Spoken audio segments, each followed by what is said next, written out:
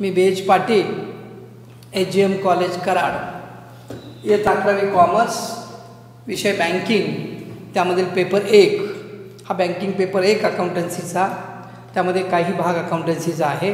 त्यावर पाठीमागच्या तासाला आपण बघितलं होतं की बुक कीपिंग म्हणजे काय, what do you mean by book keeping and accountancy, object of book keeping, importance of book keeping and utility of book keeping. त्यानंतर आपण पाहत होतो की बेसिक अकाउंटिंग टर्मिनॉलॉजी. या बेसिक अकाउंटिंग टर्मिनॉलॉजीमध्ये आपण सुरुवातीला बघितलं types of transaction. What do you mean by transaction? Transaction means an act of exchange of things and services between two parties known as transactions. There are 3 types of transactions: cash transactions, credit transactions, and barter transactions. Transactions is divided by 2 parts: monetary transactions and non-monetary transactions. Monetary transactions are divided by sub 2 parts: cash transactions and credit transactions, and non-monetary transaction is called also barter transaction. Cash transaction, what do you mean by cash transactions? Cash transactions means a business transaction in which cash is paid or received immediately is known as cash transactions. Means a business transaction in which ज्यावेळी व्यवसायाचे व्यवहार होतात त्यामध्ये cash दिली जाते किंवा घेतली जाते, ताबडतोब कॅश दिली जाते किंवा घेतली जाते, अशा व्यवहाराला कॅश ट्रान्झॅक्शन्स म्हणतात. म्हणजे इथं तुम्हाला मी ट्रान्झॅक्शन म्हणजे काय मागच्या तासाला सांगितलं आणि या ट्रान्झॅक्शनचे प्रकारही सांगितले, याची व्याख्या सांगितली. त्यानंतर एक cash transaction,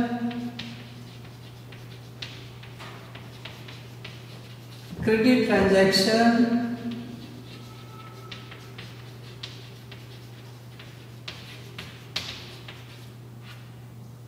and third barter transaction.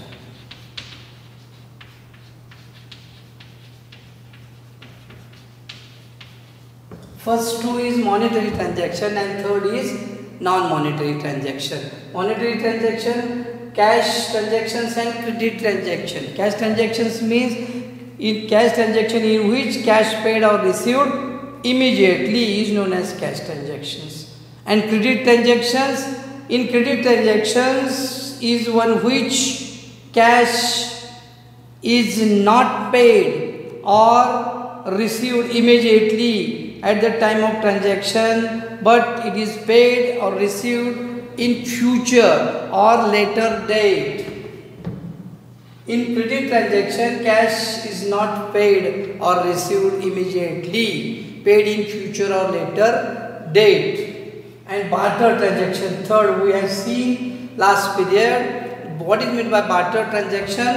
Barter transactions means cash or goods are exchanged for another cash or goods and services. When goods and services are exchanged for another goods and services is known as barter transactions. Barter transaction म्हणजे काय, एका वस्तूच्या मोबदल्यात दुसरी वस्तू दिली जाते, तिथं पैशाचं मूल्य मोजलं जात नाही, त्याला बार्टर ट्रान्झॅक्शन्स असे म्हणतात. हे 3 मागच्या पिरियडला बघितलं होतं. पुढच्या आपल्याला टर्मिनॉलॉजी सर्वात महत्त्वाच्या बघायच्या आहेत, ते म्हणजे नॉन मॉनिटरी ट्रान्झॅक्शन बघितल्यानंतर what do you mean by entry.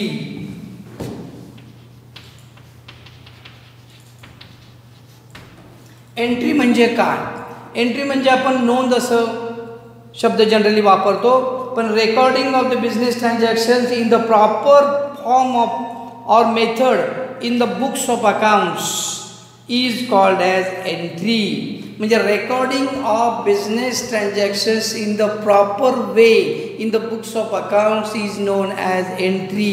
Entry म्हणजे काय? एंट्री म्हणजे जे ट्रान्झॅक्शन होतं, व्यवहार होतो, त्या व्यवहाराची पद्धतशीरपणे पुस्तकामध्ये नोंद करण्याच्या क्रियेला एंट्री म्हणतात. म्हणजे एखादं दिलेलं ट्रान्झॅक्शन असतं, त्या ट्रान्झॅक्शनवरून त्या ट्रान्झॅक्शनची नोंद पुस्तकात सिस्टमॅटिकपणे किंवा दिलेल्या नियमानुसार करणं आणि नियमानुसार केलेली नोंद म्हणजे एंट्री होय. त्यामुळं what do you mean by entry तुम्हाला बऱ्याच वेळा विचारलं जातं. What do you mean by entry किंवा define the entry. Then narration.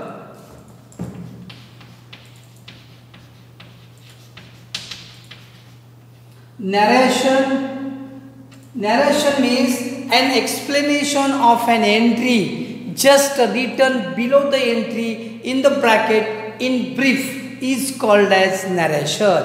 Narration म्हणजे काय? नरेशन म्हणजे जी वर तुम्ही एंट्री लिहिलेली आहे त्या एंट्रीचं थोडक्यात विश्लेषण त्या एंट्रीच्या खाली कंसामध्ये लिहायचं त्याला नरेशन म्हणतात. आणि narration it is usually starts with the words being or for. word being या शब्दानं त्या नरेशनच्या वाक्याची सुरुवात केली जाते. म्हणजे काय? एखादा व्यवहार झाल्यानंतर आपण त्याची नोंद जर्नलमध्ये करतो. जर्नलमध्ये नोंद करतो त्याला एंट्री म्हणतात. For example, goods purchased for cash. Goods purchased for cash rupees 1000. 1000 रुपयाचा माल रोखीनं खरेदी केला. याची नोंद कुठे करायची आहे? जर्नलमध्ये करायची आहे. जर्नलमध्ये नोंद करणार आहे त्याला म्हणतो एंट्री. नोंद कशी होते ते नंतरचं प्रकरणच आहे, ते शिकवलं जाईल तुम्हाला. पण आत्ता तुम्हाला त्याला नोंद कशी करतात ते दाखवतो. Goods purchased for cash. 1000 रुपयाचा माल रोखीनं खरेदी केला. व्यवसायात काय आलं? Goods means goods or purchases account debit. Goods or purchases account debit to cash account. To cash account. 1000 इथं 1000 1000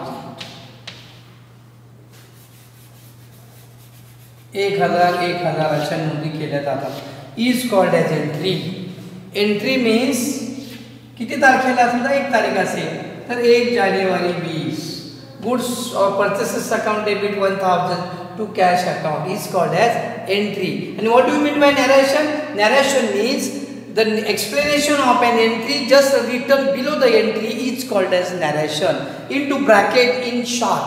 म्हणजे या एंट्रीच्या खाली ही एंट्री कशाची आहे याबद्दल कंसात लिहायचं असतं त्याला म्हणतात नरेशन.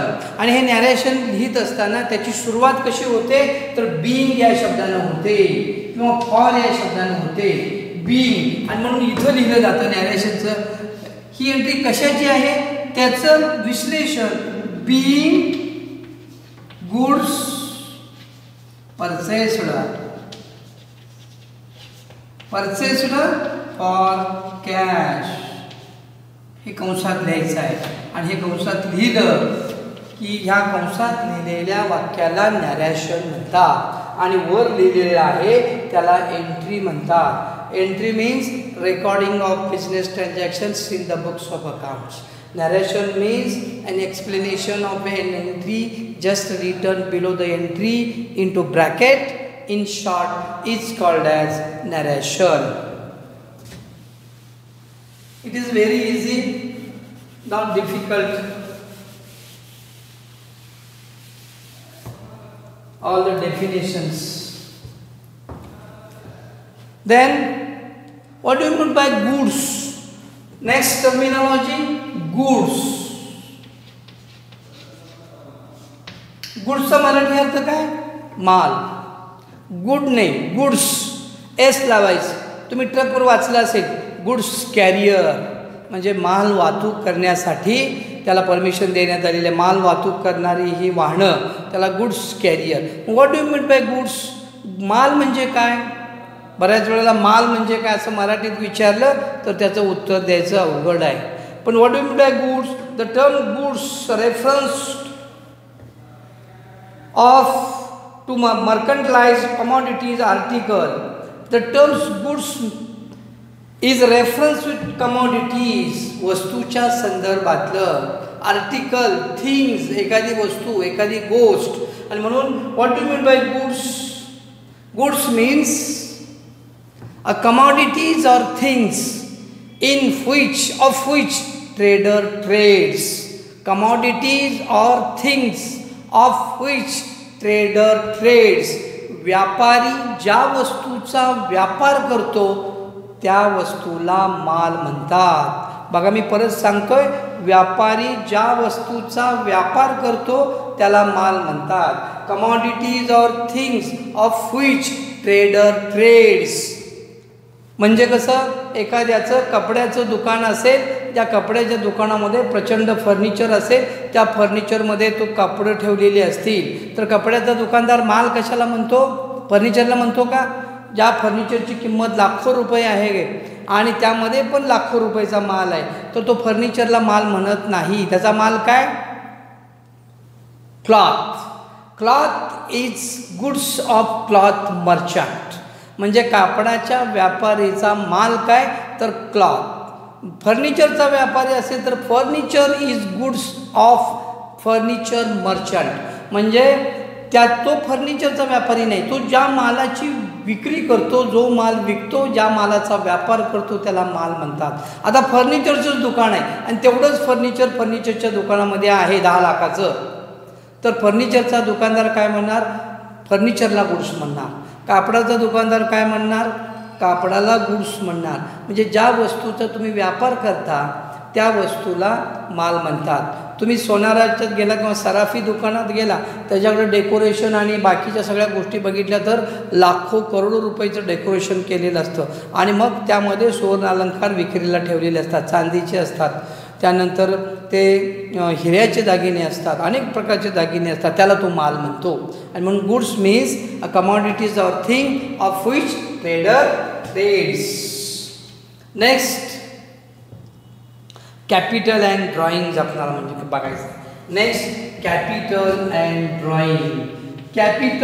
कॅपिटलचे 2 अर्थ होतात. ज्यावेळी अकाउंटन्सीमध्ये कॅपिटल म्हणतात त्यावेळी कॅपिटल म्हणजे भांडवल, आणि जनरलला आपण कॅपिटल शब्द वापरतो ते म्हणजे राजधानी.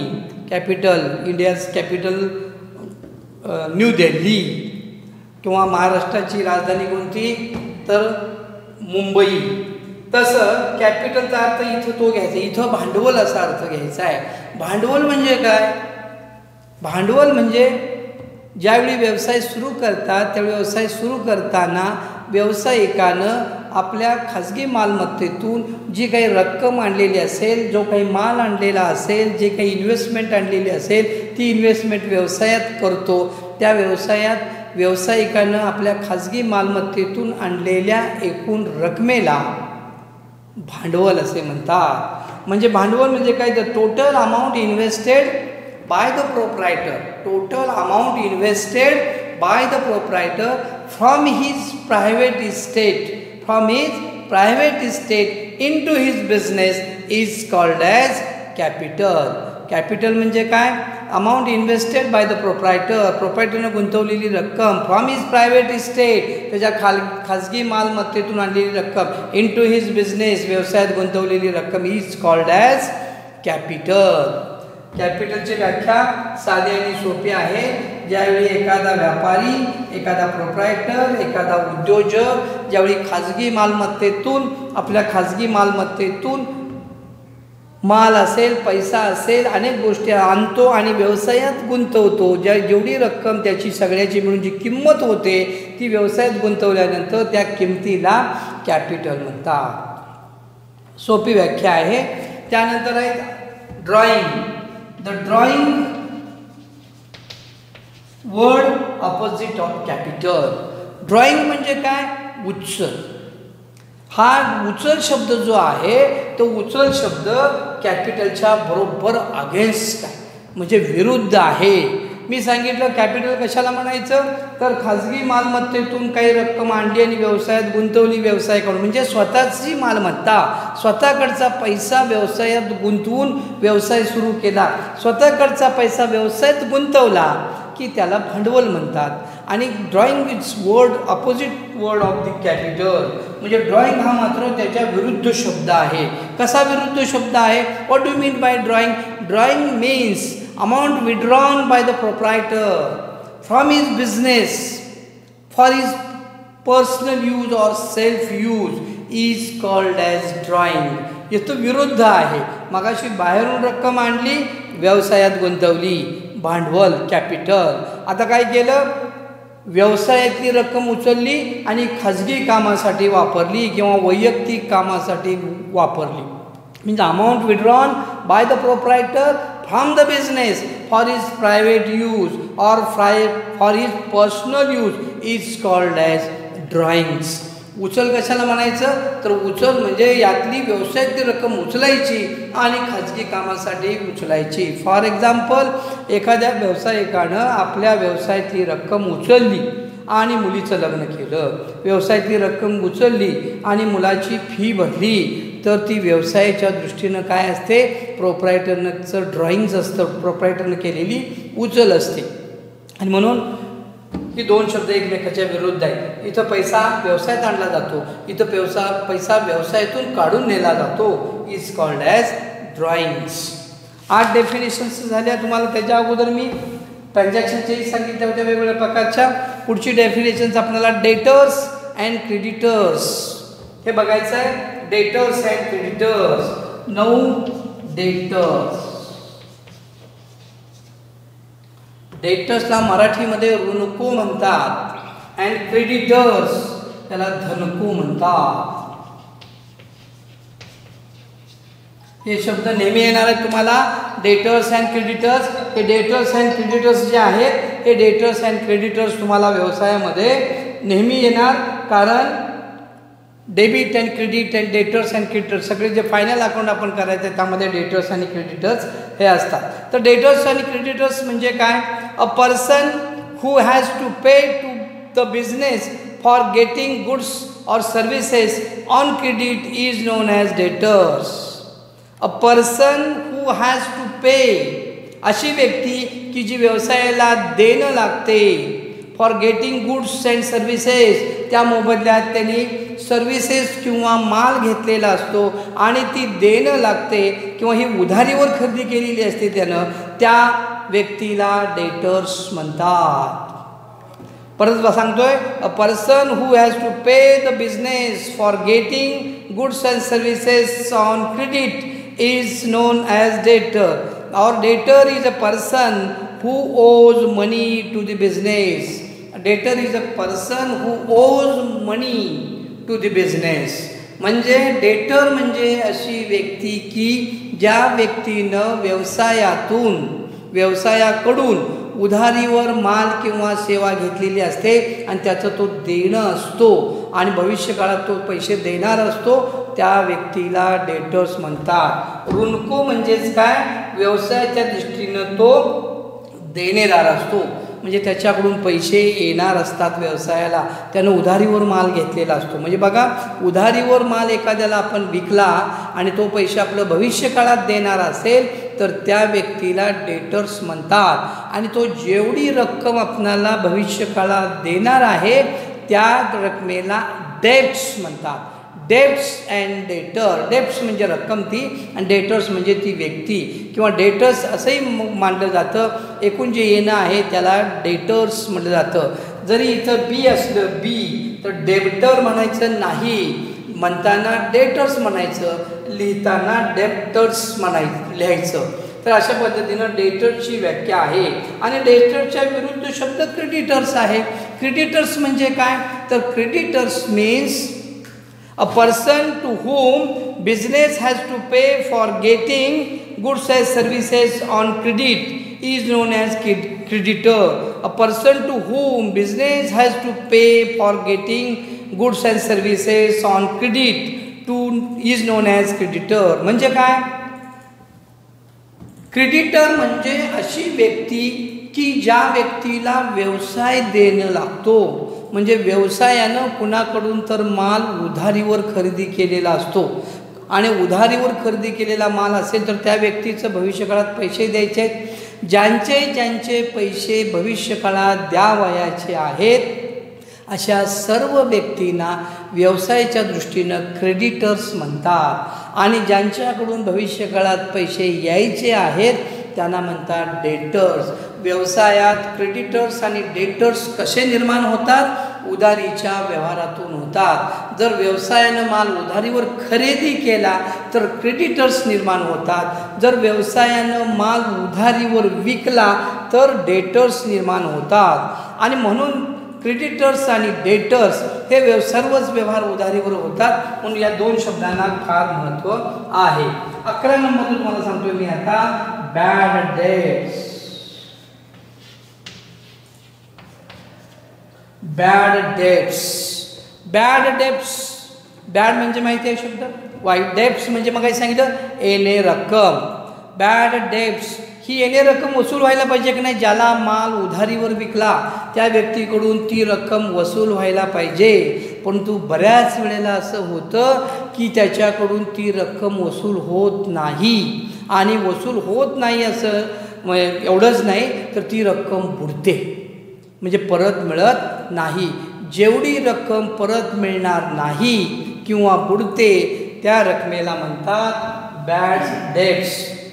The debts which is never recovered due to bad financial position of the debtor.